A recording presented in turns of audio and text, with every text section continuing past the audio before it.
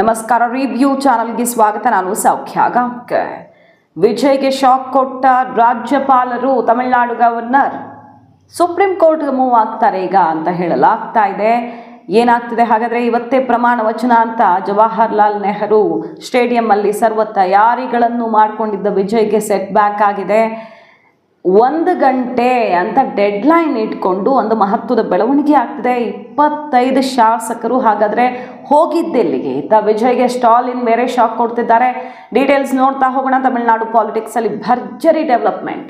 Miss ಮಾಡದೆ ನಮ್ಮ ಚಾನಲ್ನ ಸಬ್ಸ್ಕ್ರೈಬ್ ಮಾಡಿ, ನಿಮ್ಮ ಅಭಿಪ್ರಾಯ ಕಮೆಂಟ್ ಮಾಡಿ ತಿಳಿಸಿ. ವೀಕ್ಷಕರೇ, ಮೊದಲನೇದಾಗಿ ವಿಜಯ್ ರಾಜ್ಯಪಾಲರನ್ನ ಭೇಟಿಯಾದಾಗ ಸರ್ಕಾರ ರಚನೆ ಅವಕಾಶ ಮಾಡಿಕೊಡಿ ಅಂತ ಕೇಳ್ತಾರೆ. ಆದರೆ ವಿಜಯ್ ರಾಜ್ಯಪಾಲರ ಬಳಿ ಹೋದಾಗ ಬಹುಮತ ಇರಲಿಲ್ಲ ಅವ್ರ ಹತ್ರ. ಕಾಂಗ್ರೆಸ್ನ 5 ಸೀಟು, ಇವರದ್ದು ಗೆದ್ದಿರೋ 108 ಬಿಟ್ಟರೆ ಎಕ್ಸ್ಟ್ರಾ ಇನ್ನೂ 5-6 ನಂಬರ್ ಬೇಕಿತ್ತಲ್ವ ಅವ್ರಿಗೆ. ಆ ನಂಬರ್ ಇಲ್ಲದೆ ಹೋಗಿದ್ರು. ನಾನು ವಿಧಾನಸಭೆಯಲ್ಲಿ ಬಹುಮತ ಸಾಬೀತು ಮಾಡ್ತೀನಿ, ಈಗ ಸದ್ಯಕ್ಕೆ ಪ್ರಮಾಣ ವಚನಕ್ಕೆ ಅವಕಾಶ ಮಾಡಿಕೊಡಿ ಅಂತ ಕೇಳ್ತಾರೆ. ಅದನ್ನು ನನಗೆ ಇನ್ನೂ ಕನ್ವಿನ್ಸ್ ಆಗಿಲ್ಲ, ನೀವು ನಂಬರ್ ತೊಗೊಂಡು ಬನ್ನಿ, ಶಾಸಕರ ಸಹಿ ತೊಗೊಂಡು ಬನ್ನಿ ಅಂತ ಕಳಿಸ್ಕೊಟ್ಟಿದ್ರು ರಾಜ್ಯಪಾಲರು. ಈಗ ಮತ್ತೆ ರಾಜ್ಯಪಾಲರನ್ನ ಭೇಟಿ ಮಾಡೋದಕ್ಕೆ ವಿಜಯ್ ಹೋಗ್ತಿದ್ದಾರೆ ಅನ್ನೋ ಸುದ್ದಿ ಬರ್ತಿದೆ. ಈಗೇನಾದರೂ ನಂಬರ್ ಅಡ್ಜಸ್ಟ್ ಮಾಡ್ಕೊಂಡು ಹೋಗಿದ್ದಾರಾ, ಬೇರೆ ಲೆಕ್ಕಾಚಾರಗಳಾಗಿವೆಯಾ, ಅಥವಾ ರಾಜ್ಯಪಾಲರ ಮನವೊಲಿಕೆ ಕಸರತ್ತು ನಡೀತಿದೆಯಾ ನೋಡಬೇಕು. ಒಟ್ಟಿನಲ್ಲಿ ವಿಜಯ್ಗೆ ರಾಜ್ಯಪಾಲರು ಇಷ್ಟಕ್ಕೆ ಕೊಡೋಕ್ಕಾಗಲ್ಲ, ನೀವು ಆಮೇಲೆ ಸಾಬೀತು ಮಾಡ್ತೀನಿ ಅನ್ನೋದಲ್ಲ, ಈಗ ನಂಬರ್ ತೊಗೊಂಡು ಬನ್ನಿ ಅಂತ ಹೇಳಿ ಶಾಕ್ ಕೊಟ್ಟಿದ್ದಾರೆ. ಈಗ ವಿಜಯ್ಗೆ ಬೇರೆ ಆಪ್ಷನ್ ಕಾಣ್ತಾ ಇಲ್ಲ. ತಕ್ಷಣಕ್ಕೆ ಸುಪ್ರೀಂ ಕೋರ್ಟ್ ಮೊರೆ ಹೋಗ್ತಾರೆ ಅಂತ ಹೇಳಲಾಗ್ತಿದೆ. ಸುಪ್ರೀಂ ಕೋರ್ಟು ನೇರವಾಗಿ ಇಲ್ಲಿಗೆ ಬಂದರೆ ಹೇಗೆ, ನೀವು ಹೈಕೋರ್ಟ್ಗೆ ಹೋಗಿ ಅಂತ ಕಳಿಸ್ಕೊಟ್ಟು ಮತ್ತು ಸಮಯ ಅವ್ರಿಗೆ ಏನು ಸಮಸ್ಯೆ ಆಗಿಬಿಡ್ಬೋದು. ಹಾಗಾಗಿ ಡೈರೆಕ್ಟಿಗೆ ಮದ್ರಾಸ್ ಹೈಕೋರ್ಟ್ಗೆ ಹೋಗಿ ಆಮೇಲೆ ಸುಪ್ರೀಂ ಕೋರ್ಟ್ಗೆ ಹೋಗ್ತಾರಾ ಏನು ಅನ್ನೋದನ್ನು ನೋಡಬೇಕು, ಅಲ್ಲಿ ಕ್ಲಿಯರ್ ಆಗದಿದ್ರೆ. ಒಟ್ಟಿನಲ್ಲಿ ಈಗ ಕೋರ್ಟ್ ಆಪ್ಷನನ್ನು ವಿಜಯ್ ಕೈಗೆತ್ಕೊಂಡಿದ್ದಾರೆ. ರಾಜ್ಯಪಾಲರು ಈ ರೀತಿಯ ಕಂಡೀಷನ್ ಹಾಕಿದ ಬೆನ್ನಲ್ಲಿ ಅನ್ನೋದು ಗೊತ್ತಾಗ್ತಿದೆ. ಇದರ ನಡುವೆ AIADMK ಅಚ್ಚರಿ. AIADMK EPS ರಾಜ್ಯಪಾಲರ ಭೇಟಿಗೆ ಅವಕಾಶ ಕೇಳಿದ್ದಾರೆ. ಅದು ಸರ್ಕಾರ ರಚನೆಗೆ ಸಂಬಂಧಪಟ್ಟಂತೆ 47 ಶಾಸಕರನ್ನ ಇಟ್ಕೊಂಡು AIADMK ಏನು ಮಾಡುತ್ತೆ? ಯಾಕೆ ಸರ್ಕಾರ ರಚನೆ ಮಾಡೋದಕ್ಕೆ ಇವರೇನಾದರೂ ಅವಕಾಶ ಕೇಳ್ತಿದ್ದಾರಾ? ಹೊಸ ಲೆಕ್ಕಾಚಾರಗಳಾಗಿವೆ, ಗೊತ್ತಿಲ್ಲ ಯಾಕೆ ಹೋಗ್ತಿದ್ದಾರೆ ಅಂತ. ಒಟ್ಟಿನಲ್ಲಿ ರಾಜ್ಯಪಾಲರನ್ನ ಭೇಟಿ ಮಾಡೋದಕ್ಕೆ AIADMK ಮುಖ್ಯಸ್ಥ ಹೋಗ್ತಿರೋದು ಭಾರಿ ಕುತೂಹಲಕ್ಕೆ ಕಾರಣ ಆಗಿದೆ, ಸಂಚಲನ ಸೃಷ್ಟಿ ಮಾಡಿದೆ. ನಿನ್ನೆ ಒಂದು ಸುದ್ದಿ ಬಂತು, ಬಟ್ ಅದನ್ನು ತಳ್ಳಿ ಹಾಕಿದ್ರು. ನಾವಂತೂ ಆ ವಿಚಾರ ನಿಮ್ಮ ಮುಂದೆ ಇಡಲಿಲ್ಲ, ಯಾಕಂದರೆ ಇದು ಸಾಧ್ಯತೆಗಳು ತೀರಾ ಕಡಿಮೆ ಅಂತಲೇ ಅನಿಸಿತ್ತು. AIADMK DMK ಸೇರಿಕೊಂಡೇ ಮೈತ್ರಿ ಆಗುತ್ತಾ ಅನ್ನೋ ತನಕ ಚರ್ಚೆಗಳು ಶುರುವಾದವು. ಅದು ಅಸಾಧ್ಯ ಅಂತ ಅನ್ನಿಸ್ತು. ಪಾಲಿಟಿಕ್ಸಲ್ಲಿ ಏನು ಬೇಕಾದರೂ ಸಾಧ್ಯ ಅನ್ನೋದು ಹೌದಾದರೂ ಈ ಕ್ಷಣಕ್ಕೆ ಅದು ಅಸಾಧ್ಯ ಅಂತಲೇ ಅನ್ನಿಸ್ತು. ಆಮೇಲೆ ಅದನ್ನು ಎರಡೂ ಪಕ್ಷಗಳು ತಳ್ಳಿ ಹಾಕಿದ್ವು. ನಾವಿಬ್ಬರು 2 ಪಕ್ಷಗಳು ಒಂದಾಗೋದು ಈ ಜನ್ಮದಲ್ಲಿ ಸಾಧ್ಯ ಇಲ್ಲ ಅಂತ. ಒಟ್ಟಿನಲ್ಲಿ ಅಂಥದ್ದೆಲ್ಲ ಚರ್ಚೆಗಳು ಆಗ್ತಿವೆ. ಗೊತ್ತಿಲ್ಲ AIADMK ಏನು ಮಾಡುತ್ತೆ ಅಂತ. ರಾಜ್ಯಪಾಲರ ಭೇಟಿಗೆ ಅವಕಾಶ ಕೇಳಿದ್ದಾರೆ EPS. ಇದರ ನಡುವೆ DMK ಸ್ಟಾಲಿನ್ ಏನು ಹೇಳಿದ್ದಾರೆ ಗೊತ್ತಾ? ಅಯ್ಯೋ, ವರ್ಕ್ ಮಾಡ್ಕೊಳ್ಳಿ, ನಾನಂತೂ ಏನು ಪ್ರಾಬ್ಲಮ್ ಮಾಡಲ್ಲ, AIADMK ಜೊತೆ ಹೋಗೋದು ಎಲ್ಲ ಸುಳ್ಳು ಕಟ್ಟುಕತೆ, ಇದು ಚೆನ್ನಾಗಿ ಸರ್ಕಾರ ಮಾಡಲಿ, ಇನ್ನು 6 ತಿಂಗಳ ಏನೂ ಸಮಸ್ಯೆ ಆಗಲ್ಲ ಅವ್ರಿಗೆ ಅಂತ ಬಿಗ್ ಬಾಂಬ್ ಸಿಡಿಸಿದ್ದಾರೆ. ಇನ್ನು 6 ತಿಂಗಳ ಅವ್ರ ಸರ್ಕಾರಕ್ಕೆ ಏನೂ ಆಗಲ್ಲ ಅನ್ನುವ ಮೂಲಕ 6 ತಿಂಗಳಾದ ಮೇಲೆ DMK ಪ್ಲ್ಯಾನ್ ಏನು? 6 ತಿಂಗಳ ಬಳಿಕ ವಿಜಯ್ ಸರ್ಕಾರಕ್ಕೆ ಸಂಕಷ್ಟ ಫಿಕ್ಸ್. ಹಾಗಾದರೆ ಸ್ಟಾಲಿನ್ ಸರ್ಕಾರ ಮಾಡಿ ಬಿಡಿ ಅವರನ್ನು, ದಯವಿಟ್ಟು ಎಲ್ಲರೂ ಬಿಟ್ಟುಬಿಡಿ, ಆರಾಮಾಗಿ ಸರ್ಕಾರ ಮಾಡಲಿ ಅಂದ್ಕೊಂಡೇ ಶಾಕ್ ಕೊಟ್ಟಿರೋದು ಈಗ. ಇದರ ನಡುವೆ AIADMK ಇವತ್ತು 1 ಗಂಟೆಗೆ ಅಂತ ಡೆಡ್ಲೈನ್ ಕೊಟ್ಟಿತ್ತು. 1 ಗಂಟೆಗೇನು TVK ನಿರ್ಧಾರವನ್ನು ತಿಳಿಸ್ಬೇಕು. AIADMKನೂ ಒಂದು ದೊಡ್ಡ ಪಕ್ಷ, ಅಲ್ಲಿ ಈಗ 3ನೇ ದೊಡ್ಡ ಪಕ್ಷ ಆಗಿರಬಹುದು, ಬಟ್ ಅದು ಒಂದು ಆಡಳಿತ ನಡೆಸಿರುವ ಸುದೀರ್ಘಾವಧಿಯ ಇತಿಹಾಸ ಇರೋ ಪಕ್ಷ ಅಲ್ವಾ. ತಮ್ಮನ್ನು ಬಂದು TVK ಮಾತಾಡಿಸ್ತಿಲ್ವಲ್ಲ ಅನ್ನೋದೊಂದು ಬೇಜಾರು EPSಗೆ. ನಾವೇ ಇವರನ್ನು ಹುಡ್ಕೊಂಡು ಹೋಗಿ ಸಪೋರ್ಟ್ ಕೊಡಬೇಕಂತ. ಬಟ್ AIADMK ಒಡೆದು ಹೋಗೋ ಸ್ಥಿತಿಗೆ ಬಂದಿದೆ. EPSಗೆ ಸಂಕಷ್ಟ ಎದುರಾಗಿದೆ. ಈಗ ಷಣ್ಮುಗಂ ಬಣ 25 ಶಾಸಕರನ್ನು ಎತ್ಕೊಂಡು ಹೋಗೋಕೆ ರೆಡಿ ಆಗಿಬಿಟ್ಟಿದ್ದಾರೆ. ಹೆಚ್ಚು ಕಡಿಮೆ 33 ಇದ್ದಾರಂತೆ. 33 ಜನ ಕರ್ಕೊಂಡು ಹೋದರೆ ಡಿಸ್ಕ್ವಾಲಿಫಿಕೇಷನ್ ಆಗಲ್ಲ, 1/3 ಏನು ಸಮಸ್ಯೆ ಆಗ್ದಂಗೆ ಅವರು ಕ್ಲಿಯರ್ ಮಾಡ್ಕೊಂಡು ಬಿಡ್ಬೋದು. ಅಷ್ಟು ಜನ ಶಾಸಕರನ್ನು ಒಪ್ಪಿಸಿದ್ದಾರೆ ಅಂತಲೇ ಹೇಳಲಾಗ್ತಿದೆ. ಈಗ ರೆಸಾರ್ಟ್ಗೆಲ್ಲ ಶಿಫ್ಟ್ ಮಾಡಿಬಿಟ್ಟಿದ್ದಾರೆ. 25 ಶಾಸಕರನ್ನು ರೆಸಾರ್ಟಲ್ಲಿ ಇಡಲಾಗಿದೆ. ಪುದುಚೇರಿ ರೆಸಾರ್ಟಲ್ಲಿ ಇಟ್ಟಿದ್ದಾರೆ. ಇಷ್ಟೆಲ್ಲ ಡೆವಲಪ್ಮೆಂಟ್ ಮಧ್ಯದಲ್ಲಿ ಜೋರಾಗಿ ಆಗಿಬಿಟ್ಟಿದೆ. ರೆಸಾರ್ಟ್ಗೆ ಶಿಫ್ಟ್ ಮಾಡೇ ಬಿಟ್ಟಿದ್ದಾರೆ. ಹೋಗ್ತಾರೆ ಅಲ್ಲ, ಕ್ರಿಕೆಟ್ ಆಡ್ತಿರೋ ದೃಶ್ಯಗಳು ಬಂದಿದೆ ಅಲ್ಲಿಗೆ ಹೋಗಿ ರೆಸಾರ್ಟಲ್ಲಿ ಶಾಸಕರು. ಇದರ ನಡುವೆ ಈಗ ಸ್ಪ್ಲಿಟ್ ಆಗೋ ಎಲ್ಲ ಲಕ್ಷಣ ಕಾಣ್ತಿದೆ.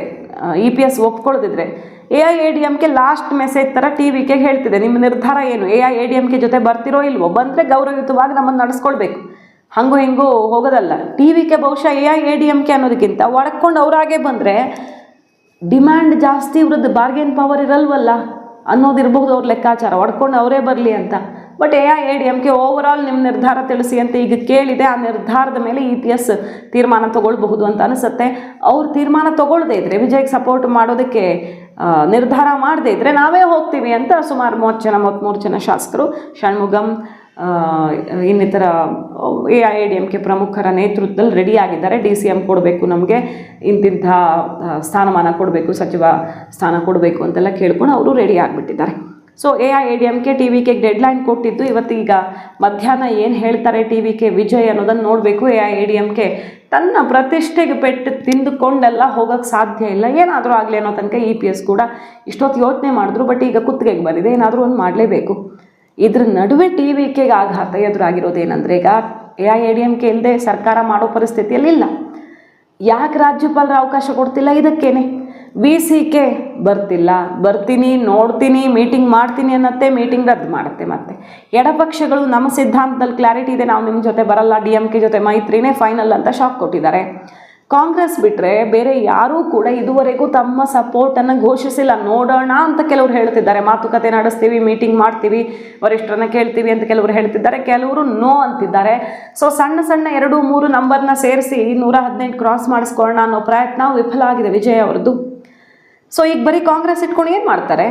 ಏನೂ ಮಾಡೋಕ್ಕಾಗದ ಪರಿಸ್ಥಿತಿ. ಈಗ AIADMK ಒಡ್ಕೊಂಡು ಬಂದರೆ ಕಾಂಗ್ರೆಸ್ ಒಪ್ಕೊಳ್ಬೋದು, ಇದು NDA ಭಾಗ ಅಲ್ಲಪ್ಪ ಅಂತ ಒಪ್ಕೊಳ್ಬೋದು. ಬಟ್ ಈಗ ಒಡ್ಕೊಂಡು ಬರದಿರೋ ಥರ EPS ಭದ್ರಾ ಮಾಡೋಕ್ಕೆ ಪ್ರಯತ್ನ ಮಾಡ್ತಿದ್ದಾರೆ. ಷಣ್ಮುಗಂ ಮತ್ತು ಇನ್ನಿತರರನ್ನು ಸಮಾಧಾನ ಮಾಡಿ ಶಾಸಕರ ಮನವೊಲಿಸಿ AIADMK ಒಟ್ಟಾಗೆ ಹೋಗೋಣ ಬಿಡಿ TVK ಜೊತೆನೂ ಮನವೊಲಿಸೋ ಪ್ರಯತ್ನ ಆಗ್ತಿದೆ. ಅದಾಗ್ಬಿಟ್ರೆ ಮಾತ್ರ ಕಾಂಗ್ರೆಸ್ ತಗೊಂಡು ನಿರ್ಧಾರ ಅಂತಿಂಥ ಫ್ಲಾಪ್ ಶೋ ಆಗಲ್ಲ.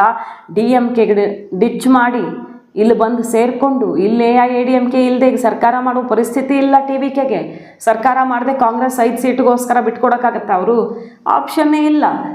ಈಗ TVK ಜೊತೆಗೆ ಹೋದ ಕಾಂಗ್ರೆಸ್ ಸಿಕ್ಕಾಕ್ಕೊಳ್ಳುತ್ತೆ. DMK ಬ್ಯಾಕ್ ಸ್ಟ್ಯಾಬರ್ಸ್ ಅಂತ ಕರೆದು ಇವರನ್ನು ಧಿಕ್ಕರಿಸಿದೆ ಆಲ್ರೆಡಿ. ಹೋಗಿ ನೀವು ನಿಮ್ಮ ಹಣೆ ಬರ ಗೊತ್ತಾಗತ್ತೆ, UPಲಿ ಗೊತ್ತಾಗುತ್ತೆ ಅಖಿಲೇಶ್ ಯಾದವ್ ಏನು ಮಾಡ್ತಾರೆ, ಇಲ್ಲಿ ಗೊತ್ತಾಗ್ಬಿಟ್ಟಿದೆ ಎಂಥ ಬುದ್ಧಿಯವ್ರು ನೀವು ಅಂತ. ಎಲ್ಲ ಕಡೆ ನಿಮಗೆ ಸರಿಯಾದ ಪಾಠ ಕಲಿಸ್ತಾರೆ. ಮಹಾರಾಷ್ಟ್ರ, UP ಎಲ್ಲ ಕಡೆಗೂ ಇದೆ, ಕಾದಿದೆ ಹಬ್ಬ. ನೀವು ಇಲ್ಲಿ ತಗೊಂಡು ನಿರ್ಧಾರಕ್ಕೆ ಅಂತ ಈಗಾಗಲೇ ನೀವು ತಿರುಗಿ ಬರಲೇಬೇಡಿ ಅಂತ ಹೊರಗೆ ಹಾಕಿದ್ದಾಗಿದೆ. ನೀವೇನು ಡಿಚ್ ಮಾಡೋದು, ನಾವೇ ಕಳಿಸ್ತೀವಿ, ನಮ್ಮಿಂದ ನೀವು 5 ಸೀಟ್ ಗೆದ್ದಿರೋದು ಅಂತ. ಈಗ AIADMK ಅನಿವಾರ್ಯ ಆಗಿ ಸಿಕ್ಕಾಕ್ಕೊಂಡಿರೋದ್ರಿಂದ TVK ಕಾಂಗ್ರೆಸ್ಸು AIADMK ಜೊತೆಗೆ ಮೈತ್ರಿ ಮಾಡ್ಕೊಳ್ಬೇಕಾಗತ್ತೆ. ಅಂದರೆ TVK AIADMK ಎಲ್ಲ ಸೇರಿ ಇಲ್ಲ, ಅವರು ಹೊರಗಡೆ ಬಂದು ಸ್ವತಂತ್ರವಾಗಿರ್ತೀವಿ, ಯಾರ ಸಹವಾಸನೂ ಬೇಡ, ನಿಮ್ಮ ವಿಚಾರ ಅಂತ ಎಲ್ಲರನ್ನೂ ಬಿಟ್ಟು ಮೈತ್ರಿಯನ್ನು ಕಳ್ಕೊಂಡು ಸ್ಟಾಲಿನ್ ಅನ್ನುವಂಥ ಒಬ್ಬ ಸ್ಟ್ರಾಂಗ್ ಲೀಡರ್ನ, ಸ್ಟ್ರಾಂಗ್ ಪಾರ್ಟಿನ ರಾಹುಲ್ ಗಾಂಧಿ ತನ್ನ ಸಪೋರ್ಟಿಗಿದ್ದ ಏಕೈಕ ನಾಯಕನನ್ನು ಕಳ್ಕೊಂಡಂಗಾಗತ್ತೆ. NDA ಭಾಗವಾಗಿಯೇ AIADMK TVK ಜೊತೆಗೆ ಹೋದರೆ ಕಾಂಗ್ರೆಸ್ ಯಾವ ಮುಖ ಇಟ್ಕೊಂಡು ಮೈತ್ರಿ ಮಾಡ್ಕೊಳ್ಳುತ್ತೆ NDA ಪಾರ್ಟ್ನರ್ ಜೊತೆಗೆ? ಅಂತಹ ಸ್ಥಿತಿಯಲ್ಲಿ ಸಿಕ್ಕಾಕ್ಕೊಂಡ ಕಾಂಗ್ರೆಸ್ ಈಗ ಘೋಷಣೆ ಮಾಡೋರೇ ಇದ್ದರು. ನಿನ್ನೆ ಘೋಷಣೆ ಒಂದು ಮಾಡಲಿಲ್ಲ, ಸುದ್ದಿಗೋಷ್ಠಿ ಕರೆದ್ರು, ಇದು ಗೊತ್ತಾಗ್ತಿದ್ದಂಗೆ ಕ್ಯಾನ್ಸಲ್ ಮಾಡಿಬಿಟ್ರು, ಮುಂದಕ್ಕೆ ಹಾಕಿಬಿಟ್ರು, ಆಮೇಲೆ ಅದಾಗಲಿಲ್ಲ. ಸೊ TVKಗೆ ಈಗ ಅನಿವಾರ್ಯ ಆಯಿತು. ನೋಡಿ ಎಂಥ ಲೆಕ್ಕಾಚಾರ ಅಂದರೆ, ಇಲ್ಲಿ BJP ಎರಡೂ ಲೆಕ್ಕ ಪಕ್ಕ ಆದಂಗೆ ಆಗುತ್ತೆ ಇದಾಗಿಬಿಟ್ರೆ. ಒಂದು ತನ್ನ ಮಿತ್ರ ಪಕ್ಷ NDA ಪಕ್ಷ TVK ಜೊತೆ ಹೋದಂಗೆ ಆಗುತ್ತೆ. ಇನ್ ಕೇಸು ಈ TVK ಕಂಡೀಷನ್ ಹಾಕಿ ನೀವು NDAಯಿಂದ ಹೊರಗಡೆ ಬನ್ನಿ ಅಂತ ಹೇಳ್ಕೊಂಡ್ರೂ ಕೂಡ ಅದು ಹೆಸರಿಗೆ ಮಾತ್ರ ಹೊರಗಡೆ ಬರುತ್ತೆ ಬಿಟ್ಟರೆ, ವಿಜಯ್ಗೂ ಕೂಡ ಈಗ ಸೆಂಟ್ರಲ್ ಗೌರ್ಮೆಂಟ್ ಜೊತೆ ಚೆನ್ನಾಗಿರಬೇಕು, ಹೆಸರಿಗೆ ಸಿದ್ಧಾಂತ ವೋಟ್ ಬ್ಯಾಂಕ್ಗೋಸ್ಕರ ಹೊರಗಡೆ ಬಂದಿರ್ತಾರೆ. ಮುಂದಿನ ಲೆಕ್ಕಾಚಾರ ಏನಾದರೂ ಆಗಬಹುದು, ಗೊತ್ತಿಲ್ಲ ಅದೇನು ಅಂತ. ಇನ್ನೊಂದು ಕಲ್ಲು ಏನು, ಕೈಕೂಟ ಈಗ ಒಂದಾಗೋದಿತ್ತು ಅಲ್ಲ, ಮಮತಾ ಬ್ಯಾನರ್ಜಿ ಇಲ್ಲಿ ಎಲ್ಲರೂ ಸೋತಿರೋರೆಲ್ಲ ಸೇರಿಕೊಂಡು ಮತ್ತೆ ಕೈಕೂಟ ಇಂಡಿಯಾ ಅಲೈನ್ಸನ್ನು ಸ್ಟ್ರಾಂಗ್ ಮಾಡೋಕೆ ಹೊರಟಿದ್ರು. BJP EVM ಎಲೆಕ್ಷನ್ ಕಮಿಷನ್ನ ಸಿಕ್ಕಾಪಟ್ಟೆ ಮಿಸ್ಯೂಸ್ ಮಾಡ್ಕೊಂಡಿದ್ದಾರೆ. ಮತ್ತೆ ನಾವು ಒಗ್ಗೂಡಬೇಕು ಅಂತ ಮತ್ತೆ ಅದನ್ನು ಸ್ಟ್ರಾಂಗ್ ಅಲೈನ್ಸ್ ಮಾಡೋಕೆ ಪ್ಲ್ಯಾನ್ ಆಗಿತ್ತು. ಬಟ್ ಇಲ್ಲಿ ಮುರಿದು ಬಿದ್ದಿದೆ. ಈಗ ಸ್ಟಾಲಿನ್ ಜೊತೆಗೆ ಕಾಂಗ್ರೆಸ್ ಎಲ್ಲವನ್ನು ಮುರಿದುಕೊಂಡಿದೆ. ಎಲ್ಲ ಕಡೆ ಸಮಸ್ಯೆ ಆಗಿ ಸೇರೋಕ್ಕಿಂತ ಮುಂಚೆನೇ ವಿಭಜನೆ ಆಗಿದೆ. ಸೊ ತಮಿಳುನಾಡಿನ ಪಾಲಿಟಿಕ್ಸ್ ಮೂಲಕ ಕಾಂಗ್ರೆಸ್ ಇನ್ನೊಂದು ದೊಡ್ಡ ಹೊಡೆತವನ್ನು ತಿನ್ನೋ ಥರ ಕಾಣಿಸ್ತಾ ಇದೆ. ಒಂದು ನಿರ್ಧಾರದಿಂದ TVK ಜೊತೆ ಹೋಗಬೇಕಾ DMK ಜೊತೆ ಹೋಗಬೇಕಾ ಅನ್ನೋ ನಿರ್ಧಾರದಲ್ಲಿ ಒಂದಷ್ಟು ಡಿಫ್ರೆನ್ಸ್ಗಳು ಬಂದು ಸಮಸ್ಯೆ ಆಯಿತು ಕಾಂಗ್ರೆಸ್ಸಲ್ಲಿ. ಈಗ ರಿಸಲ್ಟ್ ಬಂದ ಮೇಲೆ ಮತ್ತದೇ ಗೊಂದಲದಲ್ಲಿ ಪಕ್ಷಕ್ಕೆ ದೊಡ್ಡ ಡ್ಯಾಮೇಜ್ ಮಾಡ್ಕೊಳ್ತಾ ಕಾದು ನೋಡಬೇಕು. ಒಟ್ಟಿನಲ್ಲಿ TVK ವಿಜಯ್ ಅಂತೂ ಈಗ ಸಂಕಷ್ಟದಲ್ಲಿ ಸಿಕ್ಕಾಕ್ಕೊಂಡಿದ್ದಾರೆ. ಆ ಕಡೆ ಹೋದರೂ ಒಂಥರ ಕಷ್ಟ, ಈ ಕಡೆ ಇದ್ರೂ ಒಂಥರ ಕಷ್ಟ. ರಾಜ್ಯಪಾಲರು ಅವಕಾಶ ಕೊಡ್ತಿಲ್ಲ, ಇನ್ನೊಂದು ಪ್ರಯತ್ನ ಆಗ್ತಿದೆ, ಈಗಲೂ ಕನ್ವಿನ್ಸ್ ಆಗಿಲ್ಲ ಅಂದರೆ ಕೋರ್ಟ್ ಮೊರೆ ಹೋಗಿ ಫೈಟ್ ಮಾಡ್ತಾರೆ ಅನ್ನೋದು ಸುದ್ದಿ. ಮಾಹಿತಿ ಇಷ್ಟ ಆಗಿದ್ರೆ ಮಿಸ್ ಮಾಡದೆ ನಮ್ಮ ಚಾನಲ್ನ ಸಬ್ಸ್ಕ್ರೈಬ್ ಮಾಡಿ, ನಿಮ್ಮ ಅಭಿಪ್ರಾಯ ಕಮೆಂಟ್ ಮಾಡಿ ತಿಳಿಸಿ. Thank you.